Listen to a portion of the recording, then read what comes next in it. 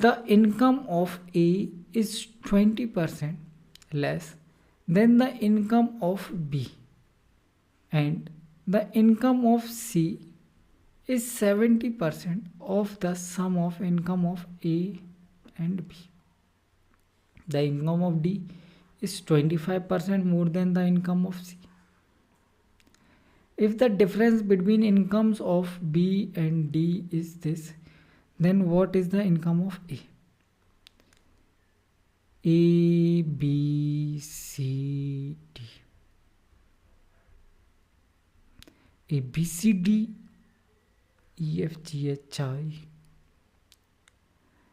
Income of A is 20% less than income of B. भैया A की income क्या है? 20% लेस है. 20% का मतलब 1/5. किससे? बी से. मतलब बी की इनकम 5 है तो इससे 1 कम 4 ये. The income of C is 70% of the sum of A and B. A और बी का सम इसका 70%. ये सी की इनकम आ गई. And the income of D is 25% more than the income of C. D की इनकम क्या है? सी की इनकम से 25% मोर है, मतलब 5/4. ठीक है. अरे 25% का मतलब 1/4. 4 से 1 ज़्यादा 5/4. ये ए बी सी डी की इनकम का रेशो आ गया. फिर क्या बोल रखा है? The difference between income of B and D.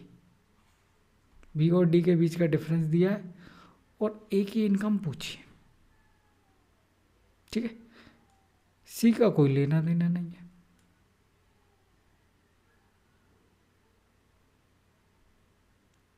ठीक है. सी का कोई लेना देना नहीं है तो इसको यहीं सोल्व कर लेते हैं. फिर तो देखो 5 दूनी 10, ये 2 से कट जाएगा. अब अपन को दिख रहा बटे में 8, तो एक काम करते हैं 8 से मल्टीप्लाई कर देते हैं. 8 चौको 32, 8 पंजे 40 और 9 सत्ते 63. 8 कट ही जाएगा. ए बी और डी. ए और बी के बीच में डिफरेंस दिया है किसके? बी और डी के बीच में. कितना? 23 यूनिट. और इसी की वैल्यू 23,000 दे रखी. तो ए की इनकम क्या हो जाएगी? 32,000. ठीक है.